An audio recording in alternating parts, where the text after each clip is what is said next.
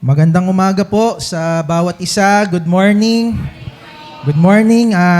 It's all nice to see you again, no? Lalo na po yung ating mga kapatiran sa Tanawan na naririto po.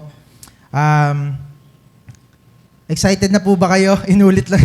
Excited na po ba kayo makinig ng salita ng Diyos? Amen, amen. Nabanggit po kanina ng ating presider na since ngayon po ay first Sunday ng March, no? Ang bilis, no? March, mamaya December na uli.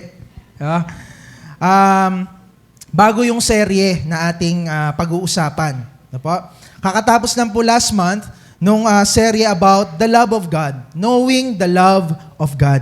No? Kung ito po yung ating babalikan, reviewin at sana po ay sariwa pa sa inyong mga isipan. No po? Ang pag-ibig po ng Diyos, sabi, it's the love that pursues us. No? Hindi tayo tinitigilan ng pag-ibig ng Diyos. Okay? The cross, love on display. No po? Pinag-aralan po natin yan. And nothing can separate us from His love. No? And the last, yung manatili tayo dun sa unconditional love ng Diyos para sa atin. Pero ang tanong ko po sa inyo, church, no po? After knowing all these things about the love of God for you and for me, anong implikasyon nun sa'yo?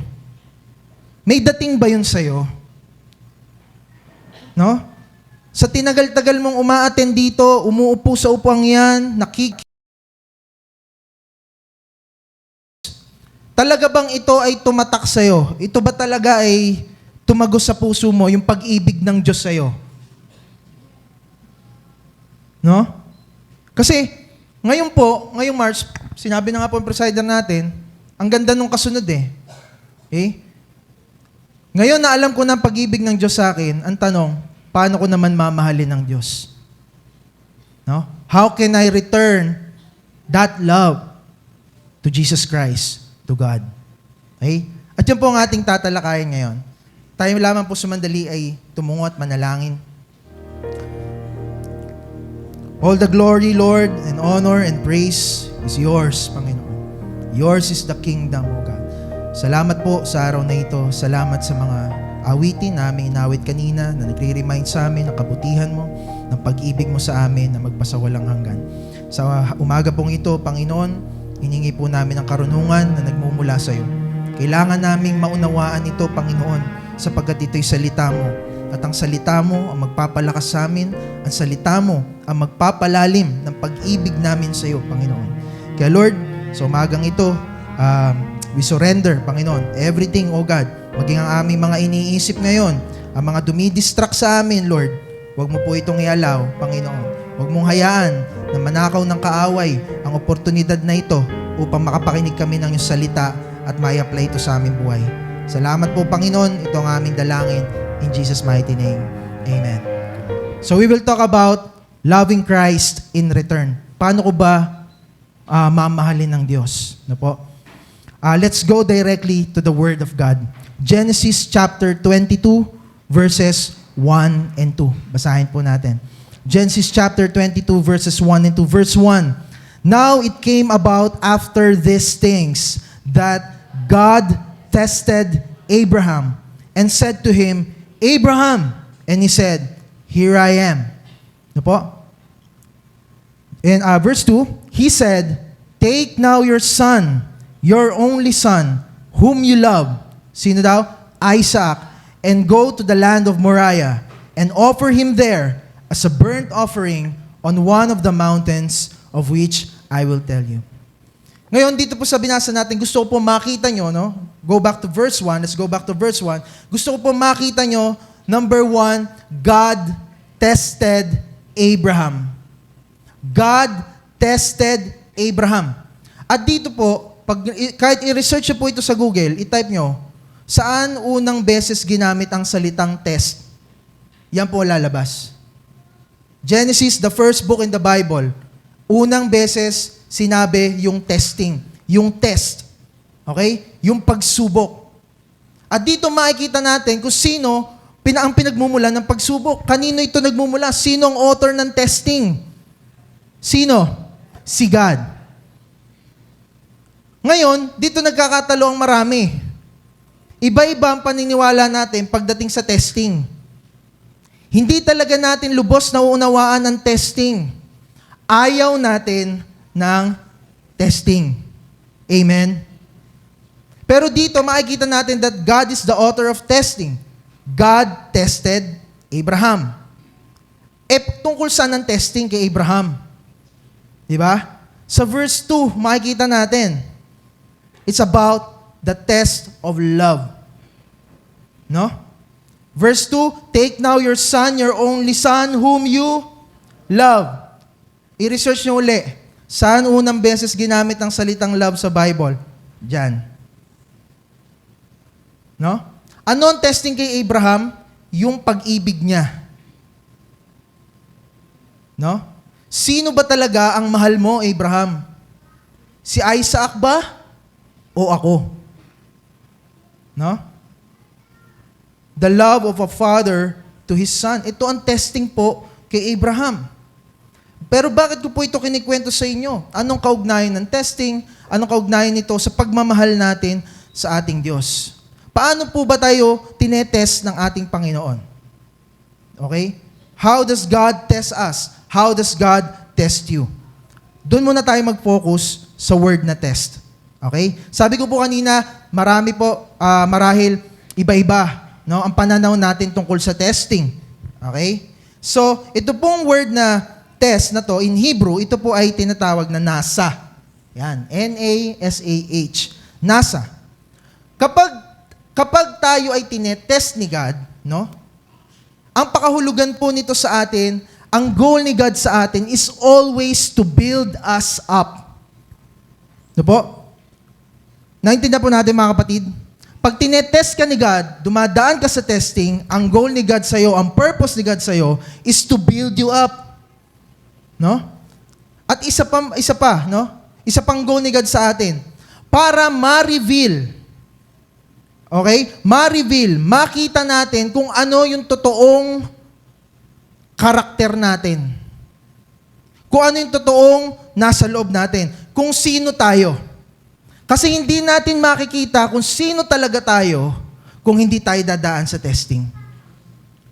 Si God, alam niya lahat, all-knowing siya. Pero tayo, hindi tayo all-knowing.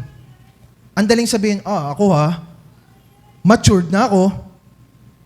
Ako hindi na ako magagalitin. Ako nagbago na ako. No? Hindi na ako tamad. Ako ang daling sabihin nun eh. Ako hindi na ako palamura. Ako hindi na ako tumataya sa loto. Ang dali nung sabihin eh. Until such time, dumating yung trial and testing, doon mo malalaman ay, meron pa pala ako nito. Nagigets nyo po? Nakaka-relate kayo? Alam ko lahat tayo makaka-relate. No? Kasi po may mga bagay tayong hindi nakikita na alam ng Diyos, pero gusto ng Diyos ipaalam sa atin.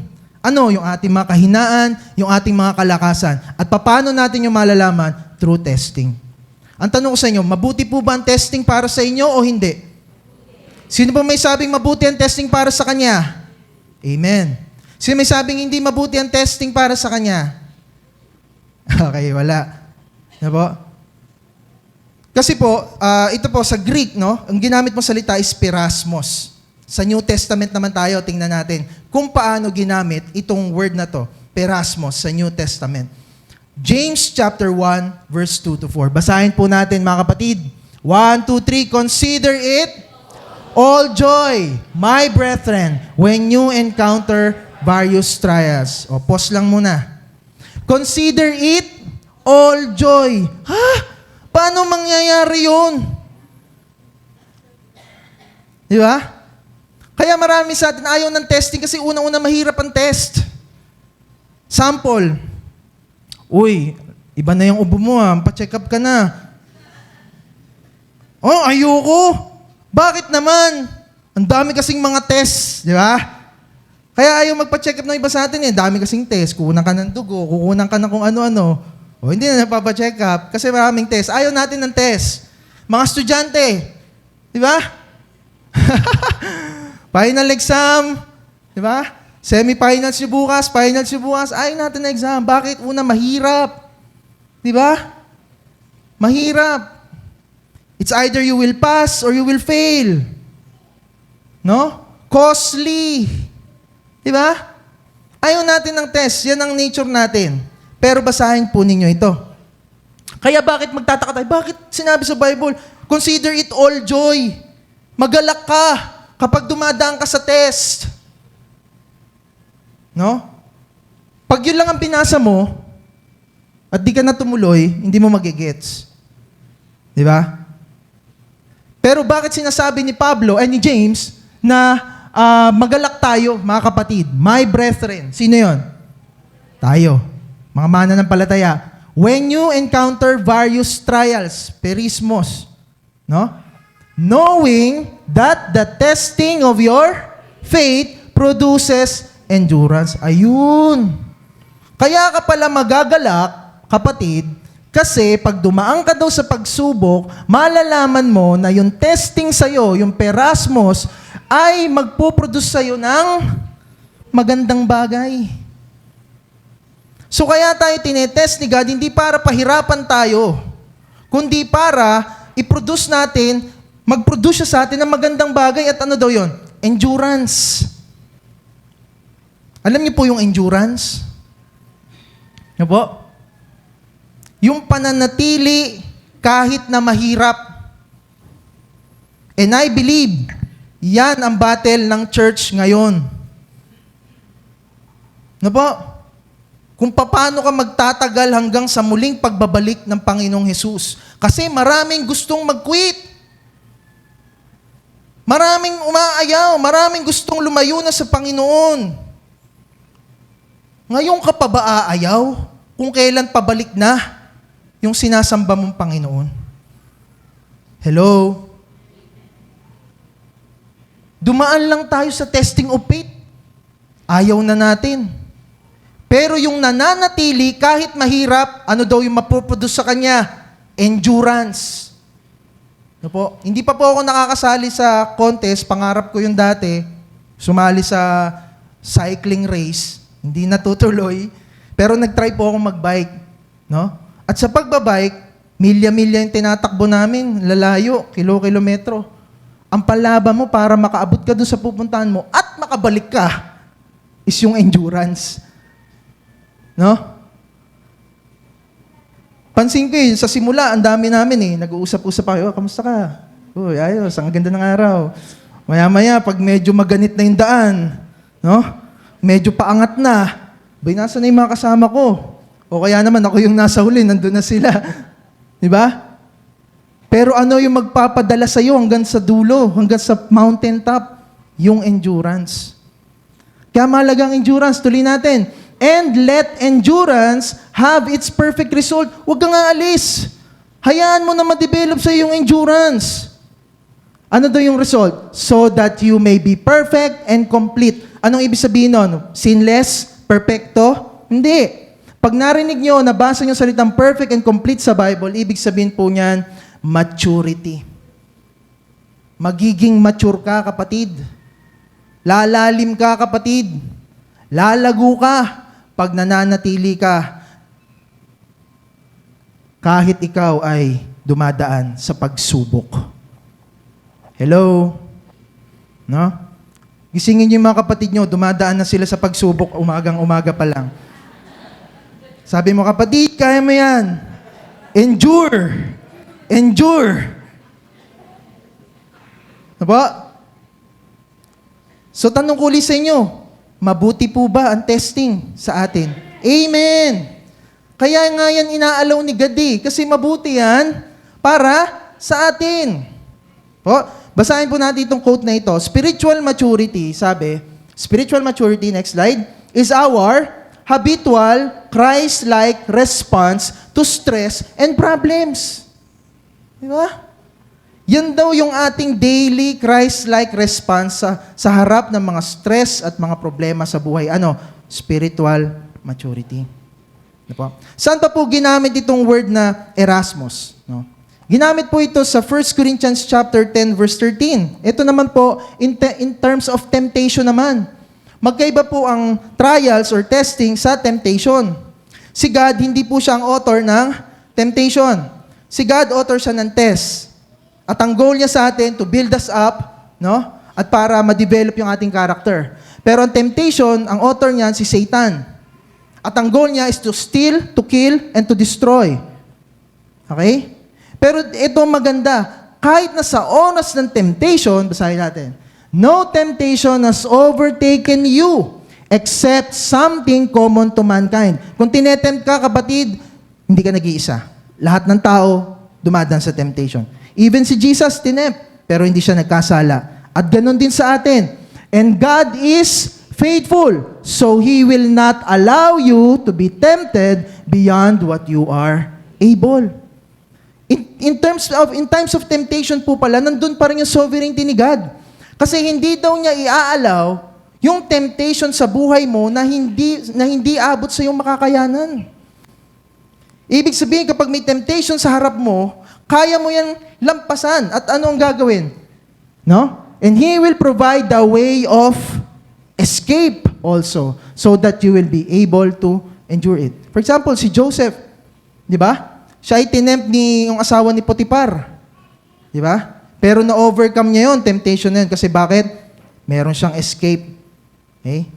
At ganon din po sa atin. No po? So, yan po yung testing. No? Sa mukha ng trials, sa mukha ng temptation, laging nandoon ang Panginoon sa atin. Okay? So, mabalik po tayo. So, alam niyo na po ang testing. Okay? Alam niyo na po yan. So, mabalik po tayo. Yan. Sa ating pinag-uusapan. Paano kung tinest tayo ni God, dumaan tayo sa testing? At ano ang connection nito sa pagmamahal natin sa Panginoon? Okay? Ang tanong ko po sa ating lahat, do you love God? Mahal po ba natin ang Diyos? Ano po? Do you love God? Do you really love God? Nung tinanggap mo ba yung gospel, nung tinanggap mo ba siya as your Lord and Savior, no? Kamusta na yon mula nung araw na yon hanggang ngayon? Natututunan mo bang mahalin si God? Kapag sinabi nating yes, ang tanong ko sunod, how do you know that you love God? How do you show that you love God? Paano natin ito mapapakita? Meron po akong 3 points para mapakita natin kung paano natin minamahal ang Diyos. Number 1 is through obedience. Ano po? Through obedience. Sabihin niyo po, obedience. Sa Tagalog? Pagsunod. Very good. Ayan. Nung pong si Simon Peter, one of the 12, di po ba? Dininay niya si Lord 3 times. Ano po? So, before the crucifixion, bago mamatay si Jesus Christ, si Peter sabi niya, Lord, kahit pa mamatay kayo, sasama ko. Pinaparaphrase ko na lang. No? Handa kong mamatay para sa iyo. Pero sabi ni Lord sa kanya, Peter, mamaya din o ngayon ding araw na to, no? Sabi niya, i-deny mo ako. Pag tilawak ng manok, dininay mo ako 3 beses. Okay? So alam natin ang kwento, nangyari, di po ba? Pero bago po yun, no, sa Luke 22:31, sinabi na ni Lord yung mangyayari kay Peter. Sabi niya, Simon, Simon, behold, Satan has asked for you, that he may sift you as a wheat. But I have prayed for you that your faith should not fail. Kasi ang gusto ni Satan, si Peter i-tempt. No? Yun na nga, yung temptation nga na yun, i-deny niya si Jesus Christ 3 times. Okay? Pero, ang prayer ni Jesus sa kanya, no, your faith should not fail. And when you have returned to me, no, hindi pa po ito nangyayari, beforehand pa po ito, sinasabi na ni Lord, Peter, pinag-pray kita. No? Na kahit mag-fail ka sa temptation, babalik ka sa akin. At kapag bumalik ka sa akin, palalakasin mo yung mga kapatid mo. Strengthen your brethren. Kaya sa John chapter 21 verse 15, ito po yung tagpo, no? Tapos na yung crucifixion, yung death, resurrected Christ na to. Binalikan niya ngayon si Simon Peter. Okay? At nung sila po ay matapos kumain ng breakfast, sa John 21:15, sabi ni Lord kay Simon Peter, Simon, son of John, do you love me more than this? He said to him, Yes, Lord, you know that I love you. Then he said to him, tend my lambs. Tandaan nyo ito, alam nyo ang kwentong ito? 3 times. Kung papaanong 3 times dininay ni Peter si Jesus, 3 times din siyang tinanong ng paulit-ulit ng Panginoon, Peter, do you love me more than this? At sumagot si Peter, Lord, yes, Lord, you know that I love you. 3 times din. Then what? Ano sabi ni Lord? Meron siyang inuutos kay Peter.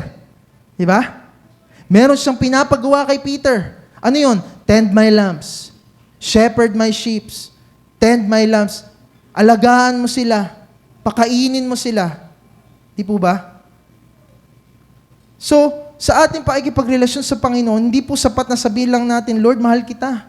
May pinapagawa si God sa atin. Kagaya ni Peter. Sumunod po ba si Peter? Sumunod ba si Peter? Yes, di po ba? Naging pastor siya, key leader sa Jerusalem. Okay? Pero I want you to focus on that yung tanong, Simon, son of John, do you love me more than this? Pansin niyo yung tanong palagi, no? Pag may testing, no? Yung pag-ibig natin sa Panginoon, pag tinetest tayo sa kung sino yung mahal talaga natin, palagi ang tanong is a comparative, more than this. No? Pagdating sa pagmamahal sa Diyos, parang lagi siyang may kaagaw sa ating buhay. No, na kaya tayo dumadaan sa testing para malaman natin kung sino ba talaga yung mahal natin. Kasi marami po sa atin may ganun. May kaagaw si Lord sa buhay natin, sa pagmamahal natin. You cannot serve 2 masters at the same time. Di po ba? Either you will love the other more than the other. You will hate this one more than this one. Tapos sinabi pa niya doon, you cannot serve both God and mammon or money. Pagdating sa love, no? Minsan may kahati ang Diyos sa ating buhay. At kailangan tanungin tayo ni Lord, no? Simon o Chano, ako na lang, no? Do you love me more than this? Okay? And the same thing, si Abraham, no? Kasi si Abraham, buhay po ni Abraham ang pinaka-pag-aaralan natin ngayon, no? Si Abraham, dumaan din sa ganun testing, kung sino ang kanyang mahal. Basahin natin sa verse 2. Take now your son, whom you love, Isaac, and go to the land of Moriah, and offer him there as a burnt offering on one of the mountains of which I will tell you. May pinapagawa si Lord kay Abraham to test kung sino yung kanyang minamahal. At ano daw yon? Offer your son, your only son, whom you love, no, as a burnt offering on one of the mountains of the land of Moriah. Obedience po is seldom easy. Hindi po madali ang obedience, mga kapatid. Palagi tayong may dalawang option. Struggle tayo palagi sa pagsunod kay God. No? Sumusunod tayo kay God either reluctantly or willingly. No? Pag sinabi pong reluctantly, susunod ka, pero deep inside, ayaw mo naman talaga, may resistance ka. Ba? Pansin nyo sa pagsunod natin, it's either grudgingly or joyfully. No? Sumusunod ka, pero may sama ka naman ng loob. Or susunod ka ng joyfully ka. Or we can obey God in fear, or we can obey God in faith. Palagi po yan ang ating struggle, namimili tayo dyan. Na po? So para po malaman natin ito, no? Kasi po, ang testing dito sa pagmamahal ni Abraham, okay, ibig sabihin, kung akin po itong binabasa, iniisip ko, ibig sabihin, ganong katindi ang pagmamahal ni Abraham kay Isaac na nagiging kaagaw, maaring maging kaagaw na ito ng pagmamahal niya sa Diyos. Okay? So, tingnan natin kung gaano kamahal ni Abraham yung kanyang anak, si Isaac. Okay? So, may tanong po ako sa inyo. Trivia. Ayan, para sa mga mahilig magbasa ng Bible. No? Ilang taon si Abraham nung una niyang ma-receive ang promise ni God? Okay nga po, may idea kayo? Ilang taon si Abraham Nauna niyang ma-receive yung promise ni God that I will make you a great nation, I will bless you. Ha? Sino yun? May nagsabi ng 75. Sino yun? Tama, 75. Galing. Punta natin, Genesis chapter 12, verse 1 and 2. Basahin natin. Dito po binigay ni God yung promise sa chapter 12. Okay? Basahin natin. Now the Lord said to Abram, Abram pa siya niyan, go from your country and from your relatives and from your father's house to the land which I will show you, and I will make you into a great nation. Ayan na yung blessing, isa-isa. And I will bless you and make your name great, and you shall be a blessing. No? Kaso kung ikaw si Abraham, pag bumalik ka sa chapter 11, makikita mo, matanda ka na nito. 75 years old ka na. Hindi ka na nasa prime years mo. At meron kang asawa at yung asawa mo barren. Hindi magkaanak. Tapos ang promise na marireceive mo kay God, I will make you into a great nation. Like, Lord, paano? Paano ako magmumula sa akin yung great nation? Matanda na ako, 75 years old. Yung asawa ko barren. Diba? I-continue natin, verse 3 to 4, sabi. Next slide. And I will bless those who bless you, and the one who curses you, I will curse. And in you, all the families of the earth will be blessed. Yun na naman. So Abram went away as the Lord has spoken to him, and Lot went with him. Now Abram was 75 years old when he departed from Haran. 75 years old nung tinanggap niya yung promise ni God. Okay? So ano nangyari? Binigay ba kaagad yung promise? Natanggap niya kaagad kaya yung promise? Hindi. After 10 years. Okay? Tingnan natin. Baka dito na, after 10 years. Naghintay si Abraham after 10 years. Genesis chapter 15 naman.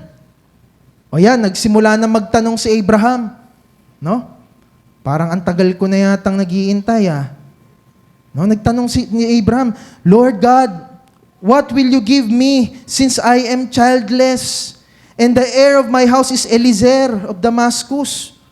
Wala pa akong anak hanggang ngayon, Panginoon. At yung maaring maging tagapagmana ko, yung hindi ko pa kaano-ano, si Eliezer. Abram also said, since you have given me no son, one who has been born in my house is my heir. No? If may maipanganak sa bahay ko, yun yung magiging tagapagmana ko. Then behold, the word of the Lord came to him saying, this man will not be your heir. Hindi si Eliezer, but one who will come from your own body shall be your heir. Again, ni-remind ni God, si Abraham, ni-reassure ni God, si Abraham nung promise niya. Ikaw magiging great nation ka. Magmumula sa'yo yung anak mo. No? At ito yung gusto ko kay God. No? Pag nakikipag-usap ka kay God, pag intimate ka kay God, no, binabasa ko to Anong sunod na ginawa nila? Naglakad-lakad sila sa labas. Nabasa niyo ba yun? Verse 5 to 6. No? Next slide po. Yan, he took him outside. No, siguro sobrang stress ni Abraham Naglakad-lakad muna siya sa labas and said, now, look toward the heavens and count the stars, sabi ni God. If you are able to count them. Di ba? Nagsimula siguro magbilang si Abraham ng stars. 1, 2. Ang tagal, Lord, di ko mabilang. Sabi. And he said to him, so shall your descendants be. Ito yung foundation ng justification. Kung paano ang mga tao sa Old Testament na justified. Verse 6, then he believed in the Lord, and he credited it to him as righteousness. No? Kayo po ba nagtatanong minsan, paano tinawag na righteous si Abraham? Wala pa naman si Jesus Christ nung panahon niya, hindi pa namamatay si Jesus Christ. Pero paano sila tinuturing ni God na matuwid sa paningin niya? Ito po yan. They are justified because they believed in the Lord. No? And he credited it to him as righteousness. Tinawag ni God si Abraham na matuwid dahil naniwala siya sa kanya. Naniwala siya sa kayang gawin. Tinupad na ba ni God yung promise?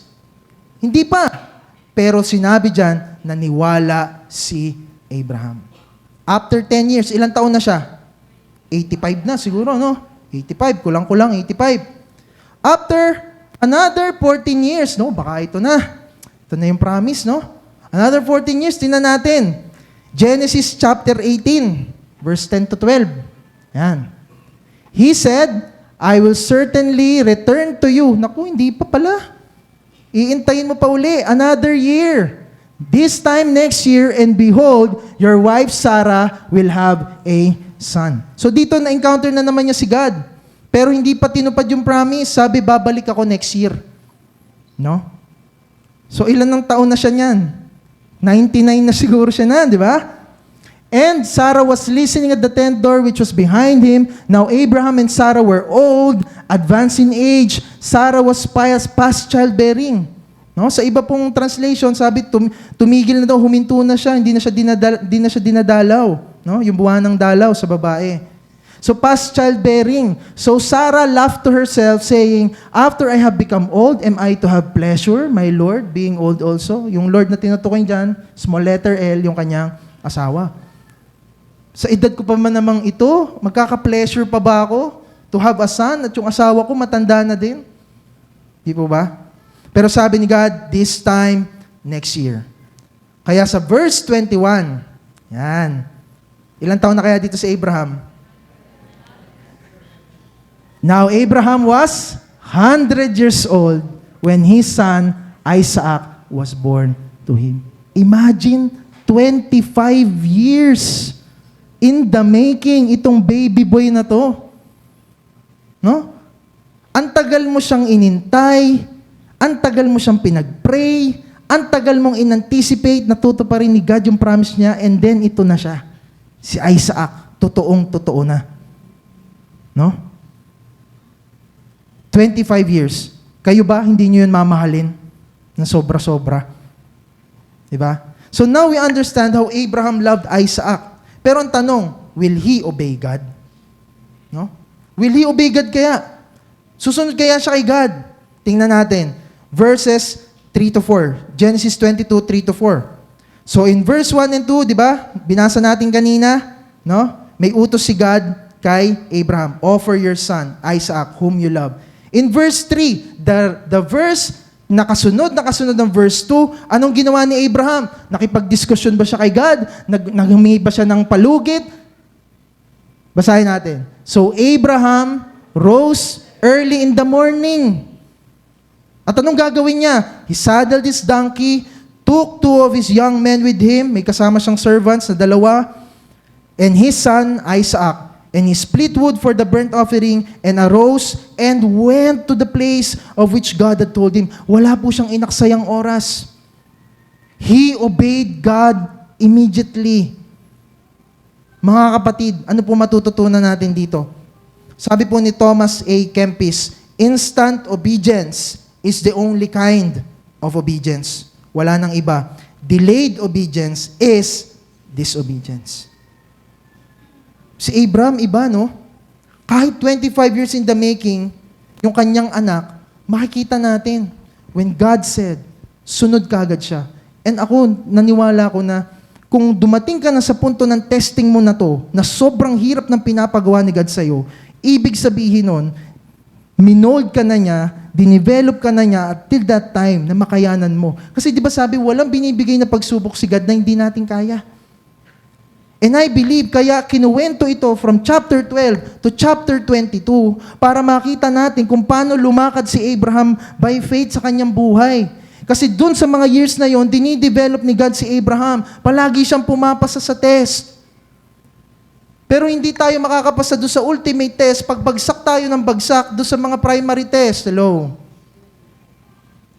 Hindi ka makakarating ng grade 6, di ba? Alam niyo yun. Pag hindi ka nakapasa ng grade 1, grade 2, grade 3. Di po ba? So, why is obedience the evidence of love? Bakit po ba obedience? Ba't hindi na lang iba? No? Kung paano natin may pakita ang pagmamahal natin sa Diyos. Kasi mismo sinabi ni Jesus Christ, eto po. 1, 2, 3 church, basahin po natin. 1, 2, 3, malakas. If you will keep my commandments. Do you love God? If we love God, we will obey Him. Na po? At ito po, sasabihin ko po sa ating lahat. Kasama po ako dito habang pinag-aaralan ko po ito. No po? Huwag po nating biru-biruin yung relasyon natin sa Panginoon. No po? Mahal ko ba talaga si God? If yes, kailangan nating lumago. Kasi, ang hirap, dito na lang po sa verse na to, ang hirap sumunod pag hindi mo mahal si Jesus. Hello, church. Ang hirap sumunod pag di mo mahal si God. Kaya ang tanong ko sa inyo, mahal nyo ba si God? If yes, ba't tayo nahihirapang sumunod? Ano po? Ang hirap sumunod, ang hirap magmahal ng tao kapag hindi mo siya kilala. Ang hirap magmahal kapag di mo siya pinagtitiwalaan. No? At sa buhay ni Abraham, makikita po natin, no? It took time for Abraham, years, to know the Lord, to know the heart of the Lord. Ano po? So God loves us. He gave His all for us. Binigay niya po lahat sa atin. Now, He is asking us, anong hinihingi niya sa atin? To love Him back. How do we love Him? Obedience. Number 2, how do we love God? Through faith. Okay, sabihin niyo po, faith. Tuloy po natin yung kwento. Verse 5. Abraham said to his young men, tandaan niyo, may dalawa siyang alalay, sabi niya, stay here with the donkey, and I and the lad, Isaac, will go over there, and we will worship and return to you. Bakit nga uli sila nandun? Para i-offer si Isaac. So kung ikaw si Abraham, alam mo na pagpunta mo doon, pag-akyat mo ng bundok, maaaring di mo nakasama si Isaac. Pero this is a declaration of faith. Nasabi niya, dyan muna kayo ha. Aakyat kami ni Isaac dito. Mag-worship kami. At yun ang kauna-unahang beses ginamit po ang worship. Kita nyo? Yung worship, hindi po siya mababaw. Hindi siya pagkanta lang, hindi siya pagpalakpak lang, hindi po siya pagtalon lang, hindi siya pagsasayaw. No? Mamaya i-discuss ko po yung worship, kung ano ang worship. Sabi ni Abraham, dineclare niya, we will worship there and return to you. Kasama ko si Isaac, we will return to you. No po? So ano nangyari? Verse 6 and 7, Abraham took the wood of the burnt offering, laid it on Isaac his son, so sila na lang dalawa, and he took in his hand the fire and the knife, so the two of them walked on together. No? Papamagatan ko po itong a walk to remember. Maaring huling lakad na nila yung bilang magtatay. Pero iniisip ko, no? Kami ni Liam, shucks, hirap. Alam mo i-offer mo yung anak mo Tapos alam niyo yung pinag-uusapan niyo sa daan? Basahin natin pinag-uusapan niyo sa daan. No? Baka maiyak kayo. Isaac spoke to Abraham and his father and said, my father. And he said, here I am, my son. And he said, behold, meron ng apoy, meron ng wood. Sabi niya, but where is the lamb for the burnt offering? Again, Abraham, man of faith. Nag-declare na naman po siya ng faith in verse 8. God will provide for Himself the lamb for the burnt offering, my son. So the two of them walked on together. Siguro tumatakbo sa isip ni Abraham, Lord, ba't ganito? Pinangakuan mo ko Itong kasama ko ngayon si Isaac. Ito magiging tagapagmana. Dito magmumula yung blessing mo. No? Pero ngayon, pinapa-offer mo siya sa akin. Posibleng mamatay ito Imposible. Walang binanggit dyan kung ano tumatakbo sa isip ni Abraham. Pero, pinakita sa atin sa Hebrews chapter 11, 17 to 19. Basahin natin. By faith, Abraham, when he was tested, offered up Isaac, and he who had received the promises was offering up his only begotten son. It was he to whom it was said, in Isaac, your descendants shall be called. Yun ang promise. Yun ang nasa mind ni Abraham. Pero kita nyo kung gaano kalaki yung faith niya. He will go even to the extreme. Sabi niya, he considered that God is able to raise people even from the dead. At Genesis to wala pang naitala na tao na namatay na muling nabuhay. Pero yung faith ni Abraham, yun na yung iniisip niya. No? Hindi ko alam kung anong gagawin ni God, pero may promise akong narinig ni God. At alam ko, tutuparin niya yun. Ako sakali man na talagang i-allow ni God mamatay itong anak ko, naniniwala ko kayang-kaya niya yung buhayin. Ganun po yung faith ni Abraham. Okay? At bakit po ito mahalaga sa atin, mga kapatid? Kasi ito po ang sabi sa Hebrews 11:6. And without faith, it is impossible to please God. Tandaan niyo po yun. Without faith, it is impossible to please Him. For the one who comes to God must believe that He exists and that He proves to be one who rewards those who seek Him. Ano po ba ang faith kay God? Naka-anchor po daw ito sa dalawang bagay. Ano po? When we talk about faith in God, naka-anchor ito sa dalawang bagay. Number 1, God's promises. Meron ka ba niyan? Nagbabasa ka ba ng salita ng Diyos? Minemeditate mo ba ang salita ng Diyos? May promise ba si God na pinanghahawakan mo sa buhay mo? Kasi doon una naka-anchor yung faith natin kay God on His promises. Number 2, on His character. Naniniwala ako dito kasi eto si God eh. Eto ang character niya. No? Kaya iba sa atin, magkakaiba tayo kasi nilalagay natin yung sarili natin pang-unawa kay God. Para sa akin, eto si God. Para sa akin, eto si God. Pero hindi po doon lalagong ating faith. Hindi para sa akin, kundi kung ano sinasabi sa salita ng Diyos kung sino si God. At kapag nakaangkla daw po ang ating faith sa dalawang bagay na ito, promise and character, yun po yung may tuturing na totoong pananampalataya sa Diyos. Kagaya po ni Abraham, Romans chapter 4 verse 20 to 21. Basahin po natin. Yet, with respect to the promise of God, he did not waver in unbelief, but grew strong in faith, giving glory to God, and being fully assured that what God had promised, He was able also to perform. Yun ang gusto natin, mga kapatid. Na yung faith natin hindi mag-waver, kundi sabi, ito ay patuloy na lumakas. Na po, kagaya ni Abraham. At mangyayari po yun sa atin kapag naka-anchor tayo dito sa dalawang to. Ano nga yun? God's promises and God's character. Paano mo malalaman ang promise ni God at ang character ni God? Through His Word. Okay? Kasi pag hindi po natin to ginawa, pag hindi po tayo nagbasa ng salita ng Diyos, ang tanong ko sa inyo, saan nakabase ang faith mo? Saan naka-anchor ang faith mo? Kung hindi sa dalawang ito, saan? Maaring sa tao, maaring sa sarili mo pa rin, maaring sa ibang bagay, maaring sa religion. Para sa iyo, itong ginagawa mo to, religion lang to eh. No? We do not put our faith in people. Don't put your faith in people. Don't put your faith in religion. Don't put your faith even in this church. Put your faith in Jesus Christ, His promises, and His character. Third point, paano po natin ipapakita ang pag-ibig natin kay God? Through worship. Yan. Marami po sa atin hindi alam ang worship.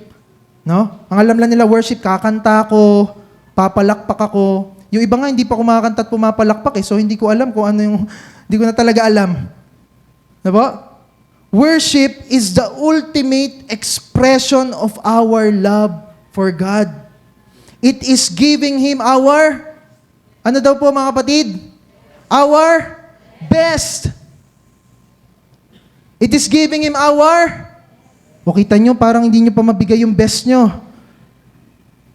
Yung worship daw natin, ito yung ultimate expression ng love natin sa Diyos. Ito yung pagbibigay daw ng ating best. Hindi shallow. No po? Giving our best. Now, paano po ito dinemonstrate ni Abraham? Tuloy natin yung kwento. Verse 9 to 10. So, nandun na sila. Kasama niya si Isaac. Paakit na sila ng bundok. Ang kahoy, ang paninde, panggatong nandun na. Tinatanong ni Isaac, nasa na po yung offering? So then they came to the place of which God had told him, and Abraham built the altar. Yan na. Ginawa na niya altar. Pero hindi pa yun ang worship. No? There and arranged the wood. Pero hindi pa yun ang worship. He bound his son Isaac and laid him on the altar on top of the wood. Pero hindi pa yun ang worship. No? And, habang binabasa ko po ito, nakita ko, kung kayo si Isaac, di ba? Nalaman nyo, teka, ako pala. Teka, bakit ganon? Ako pala. Ako palang alay. No? Teka, tay, ako palang alay. Pero wala tayong nabasang ganon. Kung kayo yun, tinatali na kayong ganon. Di ba? Boy, hindi. Aalis na ako. Di ba? Pero wala tayong mababasang ganon dito. Kasi even Isaac, he's a man of faith. No po? He's a man of faith. At dito makikita natin, no, napakagandang example nito, illustration nito sa atin of how many of us are willingly surrender our entire life to our Father. Kasi si Isaac, pansin nyo, wala. Wala tayong nakita na nagpumiglas siya, nagtatakbo siya. He willingly surrender his life to his Father. Grabe yung relationship nila ng father and son. Nagtitiwala siya sa tatay niya. No? May faith siya sa tatay niya. May faith siya kay God. Nagtitiwala siya kay God. Bakit? Paano nahubog ito sa buhay ni Isaac? Naniniwala ko si Abraham. Mabuti siyang ama. Kasi naipasa niya yung faith na yon kay Isaac. Marahil kinikwento niya, anak, alam mo ba, nung katandaan namin, di kami magkaanak, pero pinramis kami ni God at ikaw yun. Ikaw ang buhay na patunay na buhay ang Diyos. Kaya si Isaac, nung sinabi, ikaw ang offering. Nung naalaman na niya, hindi naman sinabi, pero naalaman na niya, siya na. He willingly surrender his life to his Father and to God. And now, this is the worship. Abraham stretched out his hand and took the knife to slay his son. At hindi po ito theoretical, gagawin talaga ni Abraham. Gagawin niya talaga. Hindi sinabi dito na nagpanggap lang siya. Gagawin niya talaga. Bilang pagsunod sa Panginoon. Pero in verse 11 to 12, basahin natin. The angel of the Lord called to him from heaven and said, Abraham, Abraham, here I am. Do not stretch out your hand against the lad, and do nothing to him. For now I know that you fear God, since you have not withheld your son, your only son, from me. So last minute, pinigilan si Abraham. Bakit? Alam naman talaga ni Abraham na si God, hindi naman siya author ng mga children's sacrifice eh. Kasi sa Leviticus, nakasulat doon, kinamumuhian ni God yun. Kasi worship yun ng mga sumasamba kay Baal. Di po ba? So, bakit ito? So, for Abraham to know for himself that he loved the Lord. 13 and 14. Abraham raised his eyes and looked, and behold, behind him a ram caught in the thicket by his horns. And Abraham went and took the ram and offered him up for a burnt offering in the place of his son. Kanina yung declaration of faith niya, di ba sabi niya, the Lord will provide from himself a lamb. Nangyari, di ba? Abraham called the name of that place, the Lord will provide, Jehovah Jireh. At it is said in this day, in the mount of the Lord, it will be provided. Ang tanong ko sa inyo, kailan dumating ang provision? Before the testing o after the testing? After. Ganon din tayo, mararanasan natin ang faithfulness and provision ni God after na sumunod tayo sa Kanya completely. No? Kasi kaya minsan ayaw natin sumunod, tinitingnan natin, ano kaya ang consequence nito? Ano kaya pag ganito ako sumunod ako dito? Ano kaya mawawala sa akin? Ano kaya ang ganito? Tinitingnan natin, walang provision dito. Kaya hindi tayo nakakasunod. Pero dito sa kwentong to, makikita natin, no, yung faithfulness and provision ni God, mararanasan mo yun sa buhay mo once you obey God completely. At sabi, nabanggit po kanina yung, sabi dito, yan, the Lord will provide, that it is said to this day, in the mount of the Lord it will be provided. Ano yun? Sa Mount Moriah. At ano po itong Mount Moriah na ito? Dito po tinayo ni Solomon yung temple sa Mount Moriah sa Jerusalem. So yung temple ni Solomon nakatayo sa Jerusalem at malapit po ito sa Mount Moriah. At alam niyo po ba kung ano pa nangyari sa Mount Moriah? Dito po ipinako si Jesus Christ. Dito siya namatay sa Mount Moriah. Verse 15-18, Then the angel of the Lord called to Abraham a second time from heaven and said, By myself I have sworn, declares the Lord, because you have done this thing and have not withheld your son, your only son. Indeed, I will greatly bless you, and I will greatly multiply your seed as the stars of the heavens and as the sand which is on the seashore, and your seed shall possess the gate of their enemies. Hindi na lang I will bless you, I will greatly bless you. Mga kapatid, may blessing sa pagsunod sa Panginoon. May blessing sa pagsunod sa ating Panginoon.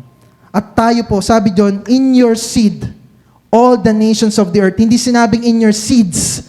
In your seed. Sino po tinutukoy na seed dyan? Walang iba kundi si Jesus Christ. At tayo po, pakinggan nyo ito church, tayo po, na-bless po. Dahil sinabi sa Galatians chapter 3, verse 16, no? Sa verse 8 to 9 and 29. Next slide po. Yan. Sabi dito, the scripture foreseeing that God would justify the Gentiles, tayo yun, by faith, preached the gospel beforehand to Abraham, saying, all the nations will be blessed in you. So then, those who are of faith, sino yun? Tayo yun, are blessed with Abraham the believer. And if you belong to Christ, eto na, then you are Abraham's descendants, heirs according to promise. Isn't God a very good God, church? Isn't He amazing? Na nakasama po tayo doon.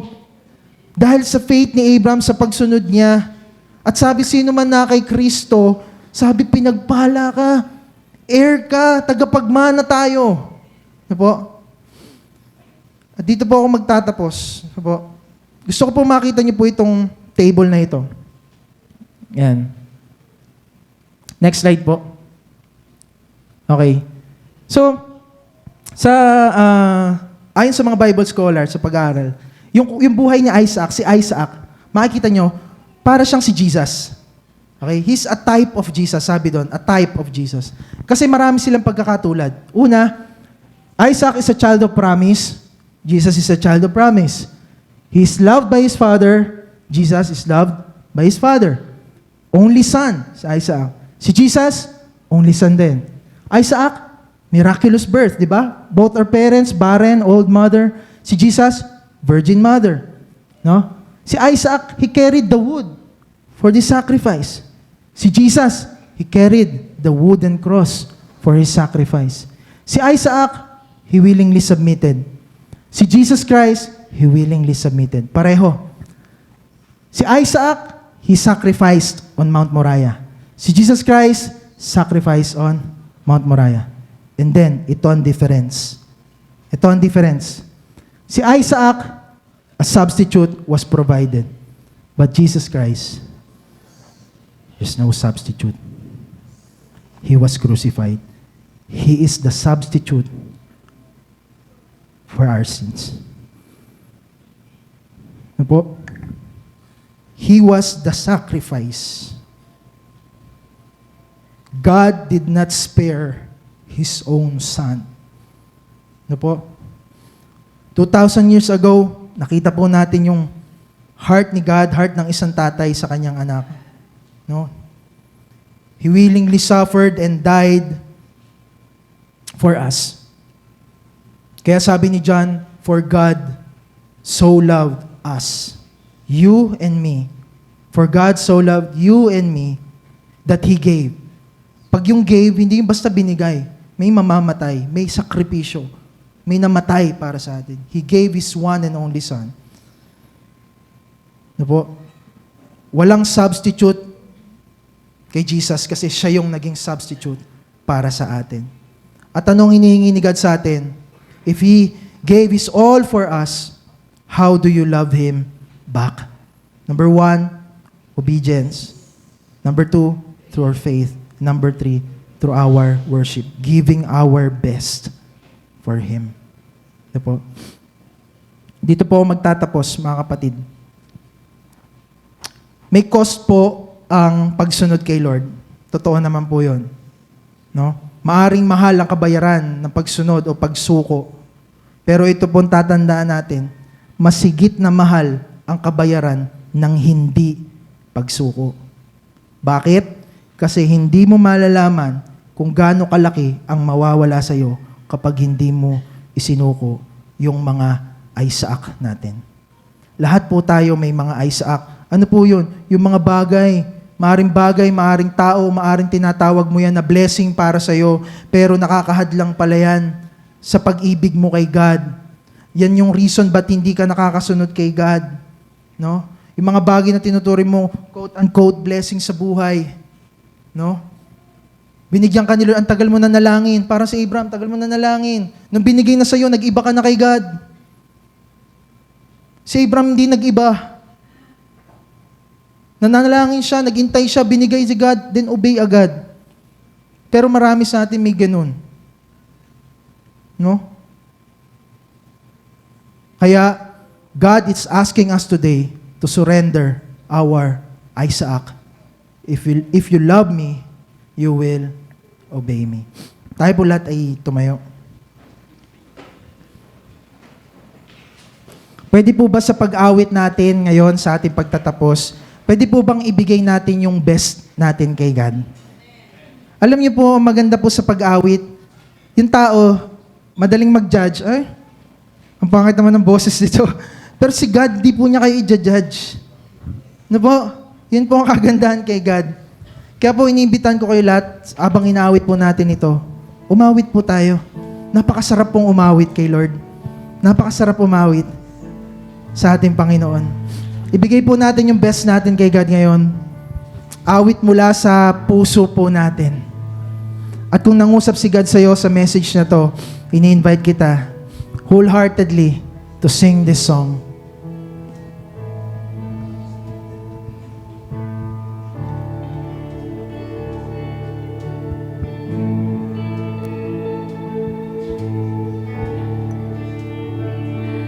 When I look into your holiness, when I gaze into your loveliness, when all things that surround become shadows in the light of you. When I found the joy of reaching your heart, when my will becomes enthroned in your love, and when all things that surround become shadows in the light of you. Still did Maaari po ba natin itaas ang ating mga kamay, church? As a sign of surrender to God. I worship you.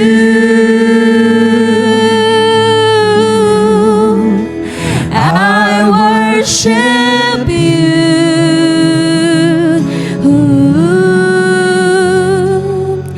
The reason I live is to worship you.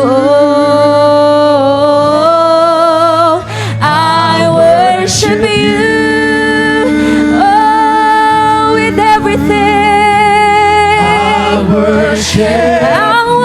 you.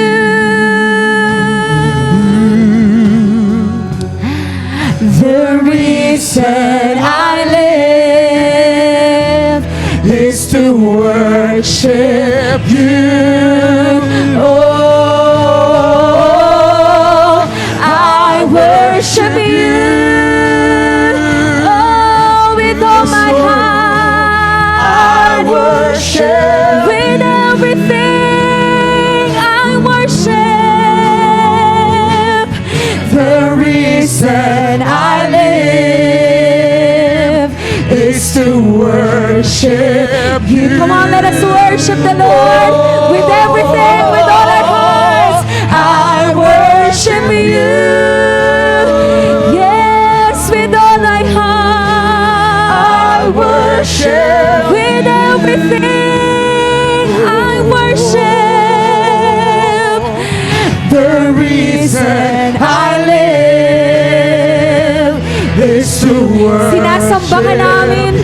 church, give your all to the Lord. Give your best to the Lord. Sinasamba ka, Dakila ka, sinasamba ka, aming sinasamba. ako'y nabubuhay upang sambahin ka. Ang lahat ng may hiling ay magsabi, Sinasamba ka, aming Diyos. sinasamba ka, Sinasamba.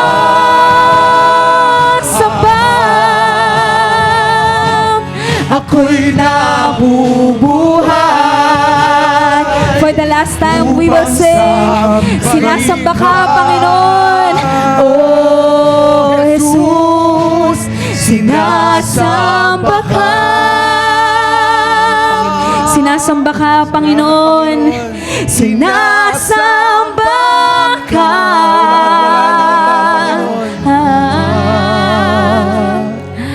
Ako'y nabubuhay upang sambahin ka. Siya nga po, Panginoon. Ako'y nabubuhay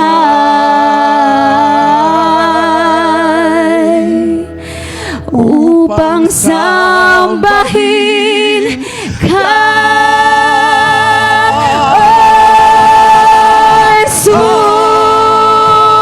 Jesus, sambahin ang ngalan mo. Ka, Panginoon. Purihin ka, O Diyos. Sinasamba ka namin, Panginoon. Yes, Sige po, Lord. church. Come on. Let's worship the Lord. Let's praise Him. He is good. He is faithful. He is our Father in heaven. Our loving Father. He is all for us, Lord. Salamat po, Panginoon. Salamat po sa umagang ito, God. Nawa po, Panginoon, totoo talaga ang aming mga sinabi sa iyo, Panginoon. Nasasambahin ka namin, Panginoon, sa araw-araw ng aming buhay. To give you the utmost honor, the utmost glory. Whatever, kung ano man ang ginagawa namin, Panginoon, ito'y makapagbigay ng kaluwalhatian sa inyo. Salamat po sa mensahe mo today, Lord God, as we reflect sa mga buhay po namin, kung ano-ano po yung mga Isaac namin sa buhay. Mga bagay na ayaw namin pakawalan, mga bagay na nakakaagaw, Panginoon, ng pag-ibig namin sa iyo, O Diyos, sa aming mga buhay. Ipakita niyo po ito sa amin, Panginoon.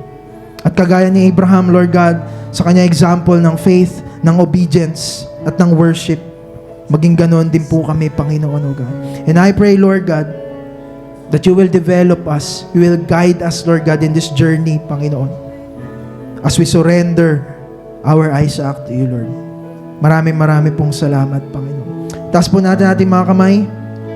Tanggapin niyo po ang pagpapalang ito mula sa ating Panginoon. May the Lord make you increase and abound in love for one another and for all, as we do for you, so that He may establish our hearts blameless in holiness before our God the Father at the coming of our Lord Jesus with all His saints. Now may our Lord Jesus Christ Himself and God our Father, who loved us and gave us eternal comfort and good hope through grace, comfort your hearts and establish them in every good work and word. Is our prayer in Jesus' name. Amen. Amen. Hallelujah. Praise the Lord. Hallelujah. Come on, church. Yes, we Praise the Lord. Hallelujah. Praise the Lord. Salamat po, Panginoon. Salamat po, O God.